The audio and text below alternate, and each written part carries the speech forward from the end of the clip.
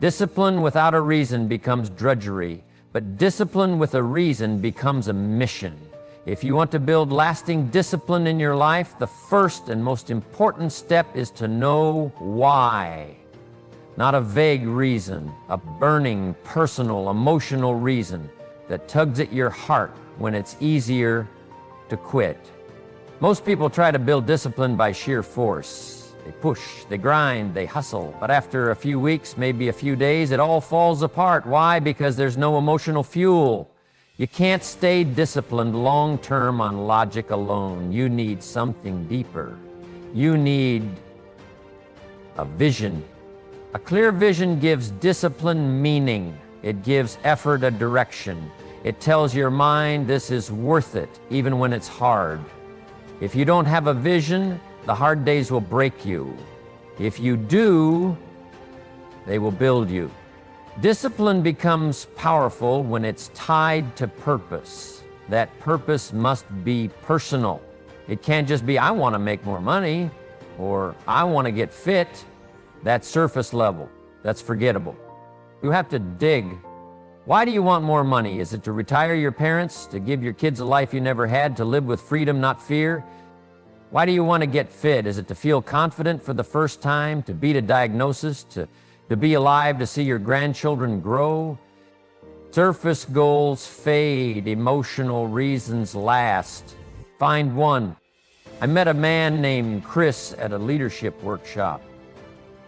Mid-40s, intelligent, kind, but stuck. He said, I just can't stay disciplined. I start things and I stop.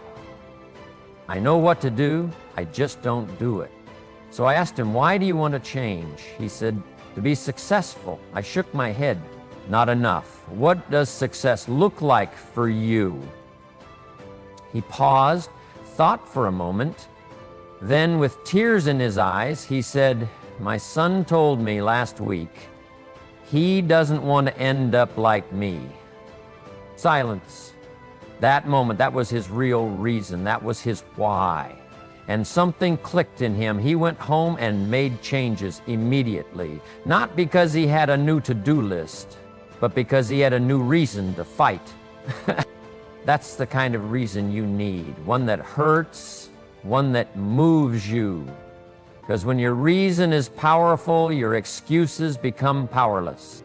If you don't have that level of clarity yet, don't worry. It starts with questions. Ask yourself, what kind of person do I want to become?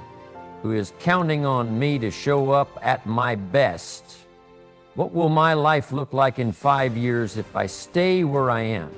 What will it look like if I change? What legacy do I want to leave? These aren't comfortable questions. They're not meant to be. Growth isn't comfortable. But growth always starts with awareness. Think of discipline like a GPS. The first thing it asks is not, which turn should I take? It asks, where are you going? Without that destination, all the directions in the world are useless. That's how most people live. Busy, active, tired, but lost. When you know your destination, your why, suddenly everything has context. Waking up early makes sense. Working late has purpose. Saying no to distractions isn't sacrifice, it's alignment.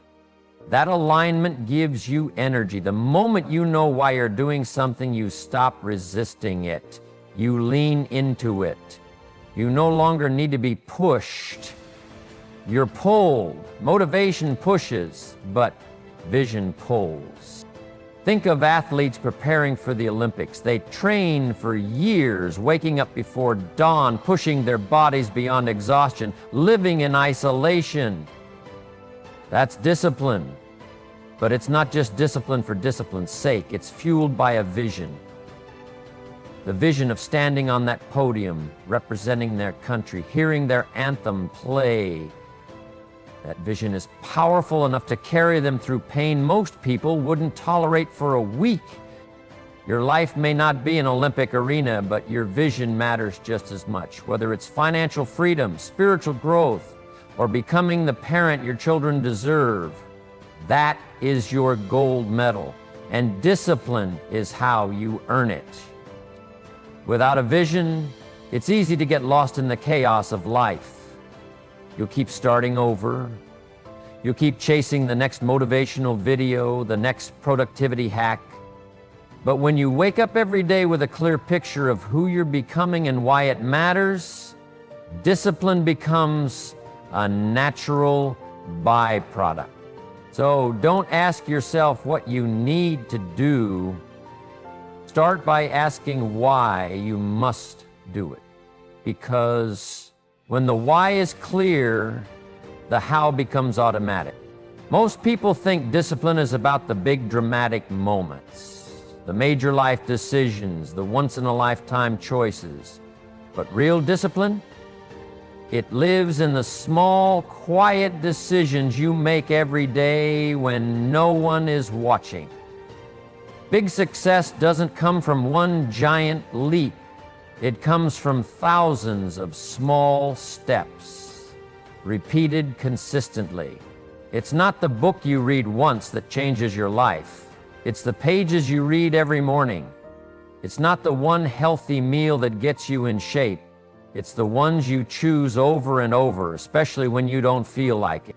Discipline is built in the micro moments. When you choose the stairs instead of the elevator. When you shut down Netflix to open your laptop. When you say no to another scroll through social media and yes to your future. That's where your life is being shaped. Small decisions are deceptive because they seem so harmless. Skipping one workout doesn't hurt. Sleeping in once doesn't change much. Putting off that task till tomorrow feels easy, even reasonable. But the danger is that these choices compound. One missed workout becomes two. One late morning turns into a habit. Procrastination builds roots. And before you know it, you've drifted. Discipline is a habit of choosing what you want most over what you want now. And that choice is made one moment at a time. There's a powerful story about a man who trained for a marathon, not by running 10 miles a day, but by committing to 1 mile a day for 30 days. Just 1 mile every day. Some days he ran more, some days just the one, but he never missed. By the end of the month, his confidence was higher, his endurance had increased, and more importantly, he believed in his ability to follow through. That's the gift small decisions give you. They build proof. Every time you do the small thing you said you'd do, you send a message to your brain. I'm someone who follows through. I'm someone who can be trusted. Over time, that self-trust becomes unshakable. And from that place, you can do anything. There is a phrase worth remembering. How you do anything is how you do everything. If you cut corners in the little things, that mindset bleeds into the big things. If you stay sharp in the small, you stay sharp when it counts. That's why making your bed matters. That's why showing up on time matters. That's why writing one paragraph, saving $1, eating one healthy meal, they all matter, not because they're big on their own, but because they build your identity. And identity is the engine of discipline. It's not about perfection, it's about repetition. You don't have to overhaul your life overnight. You just need to win the next decision. One clean meal, one honest conversation, one focused hour of work. Stack those wins, stack enough of them, and you build momentum. And momentum is power. Think of it like this. If a plane shifts its course by just 1 degree, it ends up in a completely different city. One small change, sustained over time, leads to a radically different destination. Your daily decisions are your degree shifts. Your direction is being set by what you choose today. Small disciplines are often ignored because they don't offer instant gratification. They don't give you the dopamine rush of a big win. But they give you something far better, long-term transformation. We live in a culture obsessed with big moments, viral success, instant change, overnight fame. But the truth is, the most successful, fulfilled people you'll ever meet got there the unglamorous way, brick by brick. They learned to honor the boring days. They found power in the ordinary. They stayed committed even when there was no applause, no audience, no payoff in sight. And that's what makes them extraordinary. You can start doing that today. Don't wait for the perfect plan. Don't wait until you feel ready. Don't wait for motivation to strike. Just do the small thing in front of you. Do it again tomorrow and the next day. Watch what happens. Discipline doesn't grow in extremes, it grows in consistency, in choosing your higher self over your lazy self, in choosing purpose over pleasure, not once in a while, but as a pattern. Every small decision is a vote for the person you want to become. The more votes you cast, the more solid that identity becomes. It starts with 5 minutes of focus, a short walk, a small promise to yourself that you actually keep. That's where the power is. Most people think the key to discipline is willpower. Just grit your teeth, try harder, push through. But willpower is like a battery. It runs out. It gets weaker with stress, with exhaustion, with decision fatigue. And when it runs out, most people fall back into old habits, not because they're lazy, not because they're weak, but because they were relying on the wrong thing. You don't rise to the level of your ambition, you fall to the level of your systems. If you want to be disciplined consistently, you can't depend on willpower. You have to create an environment that helps you succeed, even when you're tired, overwhelmed, or unmotivated. Discipline becomes sustainable when you stop trying to fight your bad habits and instead design your life in a way that makes good choices the path of least resistance. If your kitchen is full of junk food, it takes a mountain of willpower to eat clean. If your phone is the first thing you see in the morning, it takes a battle to avoid distraction. But if your space, your schedule, and your surroundings are designed with your goals in mind, the right decisions start making themselves. A system is anything that makes success easier and failure harder. It's a way of setting the stage so your default actions align with your long-term values, and it works. Want to wake up earlier? Don't just say, "I'll try." Build a system. Set your alarm across the room. Set out your clothes the night before. Create a nighttime wind-down ritual that helps you sleep earlier. Want to write more? Don't just say, "I need to focus." Build a system. Have a dedicated time, a quiet space, and turn off notifications. Remove the friction. Eliminate the triggers that pull you off course. James Clear, in his book Atomic Habits, puts it this way: you do not rise to the level of your goals. You fall to the level of your systems. That single sentence explains why so many people fail even when they want to change so badly. They have a strong goal, but a weak system. Goals give you direction, systems give you progress. Think about a farmer. No matter how much he wants a harvest, he doesn't just hope, he builds a system. He prepares the soil, plants at the right time, waters daily, protects the crop. It's not glamorous, but it works. And if the system is right, the harvest comes, not through force, through design.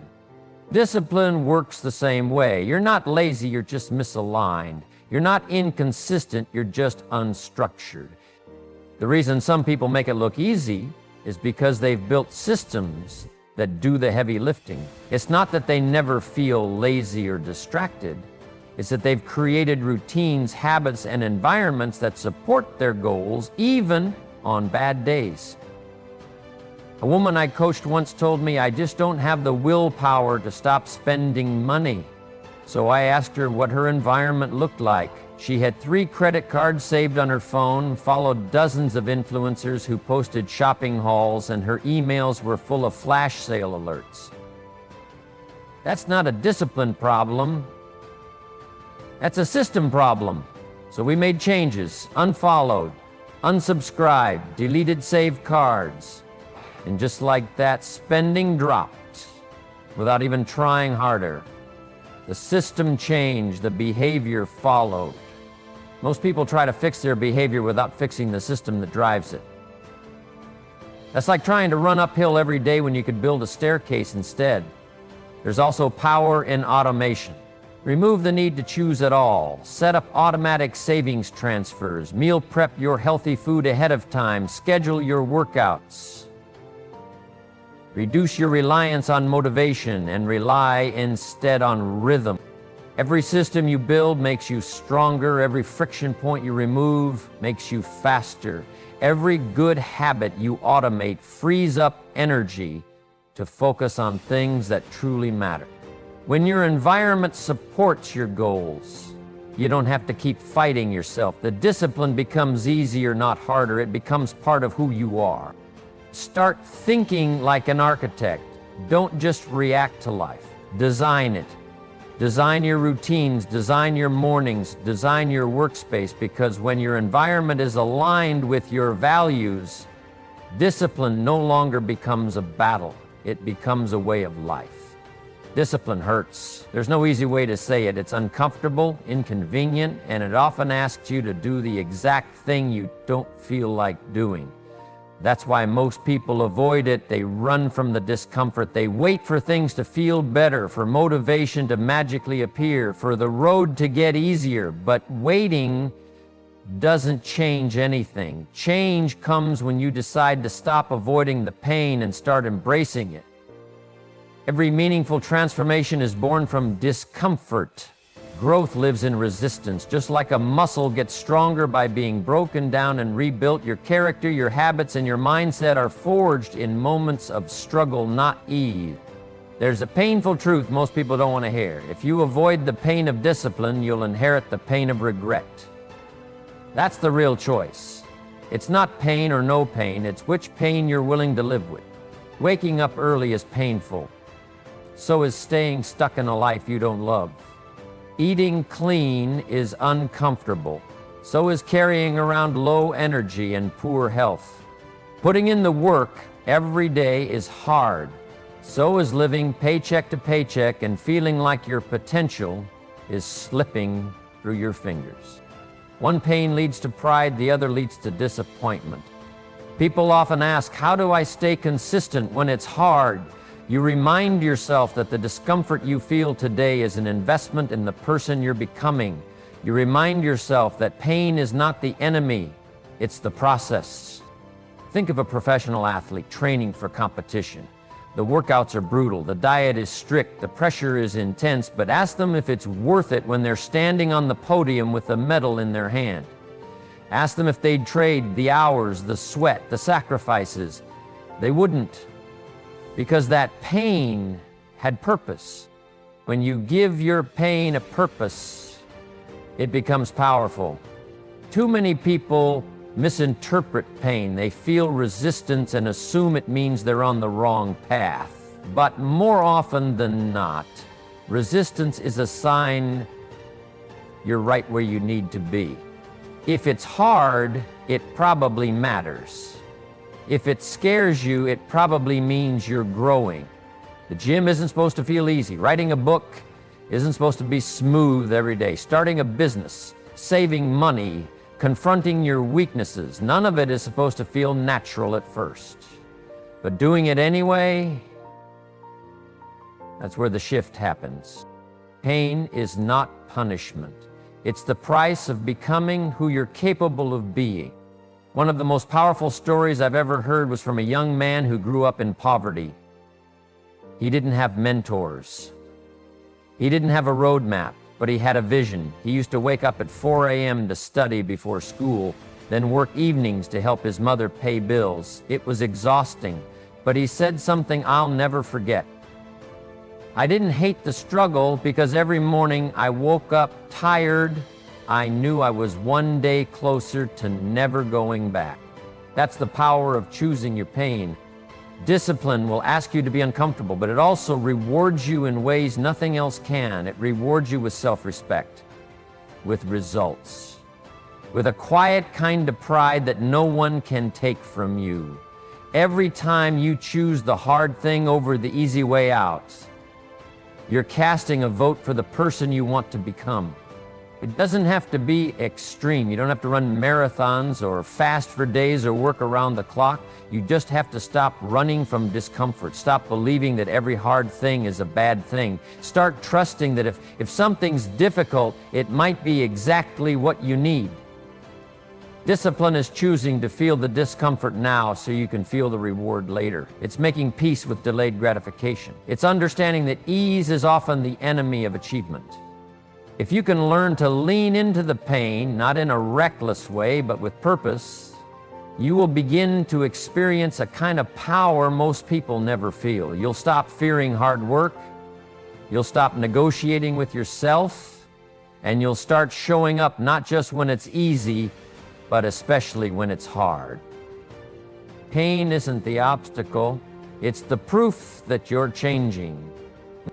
What you don't measure, you can't manage, and what you don't celebrate, you'll eventually stop doing.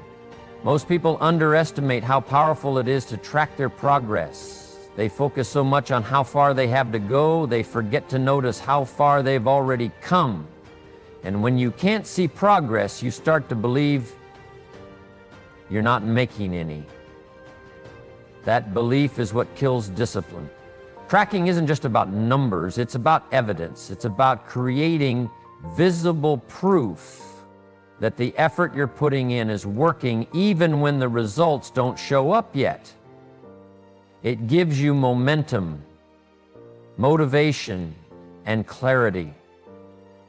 But more than that, it gives you when you track, you remove emotion from the equation. You stop relying on how you feel about your progress and start looking at what's actually happening. Feelings lie, data doesn't. You might feel like you're failing until you look back at your journal and see that you showed up 23 out of 30 days. That's progress. That's discipline in motion. That's something to be proud of. Progress doesn't always roar, sometimes it whispers, and tracking is how you hear it. Think of it like a workout program. You don't see change after one day at the gym, but if you take a photo every week, track your reps, log your meals, suddenly after a month you see it. Not because your effort changed, but because you gave your brain the evidence it needed to stay consistent. This applies to every area of life. If you're saving money, track it. Watch the numbers grow, even if it's slow. $10 0 cents becomes $100 0 cents. $100 0 cents becomes $1. 0 cents. What used to feel impossible becomes normal, and your belief starts to shift. If you're writing a book, track your words. 300 words a day doesn't sound like much, but do that for 100 days and you've got a manuscript. It's not magic, it's math. One of the most motivating things you can do is see a streak. 5 days, 10 days, 30 days. Your brain loves momentum. It doesn't want to break a streak. It wants to keep going. And when you miss a day, which you will, that streak becomes your compass. It reminds you of what you've built and it pushes you to get back on track faster. Small wins matter. Don't wait for the big ones before you give yourself permission to feel proud. Celebrate the fact that you got out of bed when you didn't want to. Celebrate saying no to junk food. Celebrate reading one chapter, saving $1, sending one difficult message. Those wins are the foundation of everything. There's a story of a teacher who gave her class a simple assignment. Every time they made a healthy choice, they had to drop a marble into a jar. 1 marble per action. Over time, the jar filled, and something incredible happened. Students didn't just feel good, they saw their discipline accumulating. The jar wasn't magic, the action was. But the jar made the invisible visible. That's what tracking does. There's also a hidden power in review, not just tracking forward, but looking back. At the end of the week, take 5 minutes to reflect. What worked? What didn't?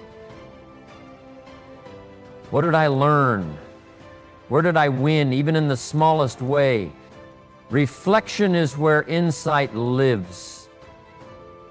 That's where you start to adjust, not from guilt or frustration, but from awareness. It's not, why am I so inconsistent?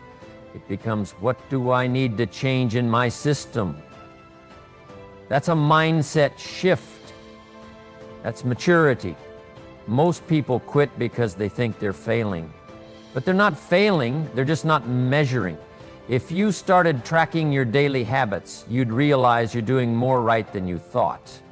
And if you're not, that clarity gives you power to adjust.